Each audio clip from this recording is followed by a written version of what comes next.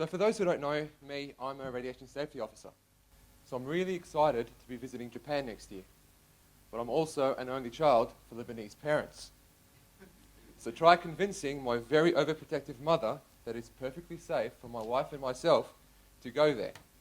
This is my attempt to do that. I don't think I'll ever succeed, but one can only try and hope. So the journey starts with flights from Sydney to Tokyo. So that's a total of 20 hours if you take into account the return flights. So I would be exposed to levels at about 37 times higher than those had I stayed on the ground. Our first stop is Tokyo. The grand metropolis, the fish market, cherry blossoms, the sumo fighting. You guys get where I'm going with this. We're spending 6 nights in Tokyo, right around the cherry blossom season. You read a lot about radiation levels in Tokyo. A lot of people have their own personal Geiger counters. So it's quite interesting to see what it's like over there. Upon checking, background levels in Tokyo were on average 0.11 microsieverts an hour. It doesn't sound like a lot. I mean, it's 0 point something. So it can't really be that bad. In fact, that's 60% higher than levels we are being exposed to right now in Melbourne. So maybe my mother was right after all.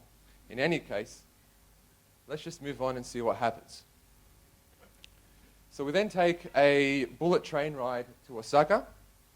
Again, who wants to fly after all? There's all that radiation up in the air, so some scary stuff. We're spending a total of 7 nights there, and that's split between Osaka and Kyoto.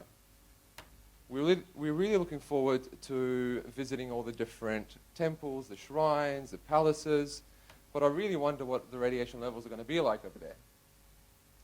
So I did some research, and the background levels averaged 0.12 microsieverts an hour. So that's a bit higher than Tokyo, but not by much. But what does it really all mean? Well, in fact, I'm glad you asked. That's more than 75% higher than levels right here, right now, standing here at the Pullman in Melbourne. So my mother's fears are becoming more and more justified. Is it really worth the risk? I'm not really sure. So let's keep going on this journey. Another bullet train ride, and we reach our final destination, Hiroshima, the target of the very first atomic bomb. So this is a dream come true for me, to visit the Peace Memorial Museum. So what about the radiation levels there? So we're spending 2 nights there, but look at the devastation 70 years ago. So how bad can it be? Maybe there is a reason why we're only staying for 2 nights.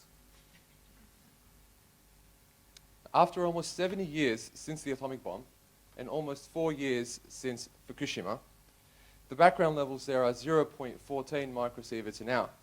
So would you be concerned? Well, surely with over 1 million visitors every year, it can't really be that bad. Well, that's actually more than double the levels here in Melbourne. So is it time to swallow my pride and accept that my mum's fears are actually quite real? What about the food? For those who know, I love my sushi and my sashimi.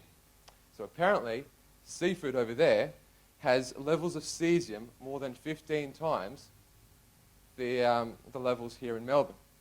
So what does it all mean? If you add it up, that's about 400 microsieverts. So am I putting myself and my wife at risk? What am I really thinking? Well, ladies and gentlemen, we can all breathe a massive sigh of relief because the combined exposure, my wife and myself, is the equivalent of a single mammogram. So one test, 400 microsieverts, and that's what we're getting for the both of us. So are my mother's fears justified? The answer is no. Most of that dose is actually coming from the flights to Tokyo and back. So I'm not really confident that my argument is that I put forward today is going to work with my mother. So do wish me luck. Arigato gozaimasu. Thank you very much.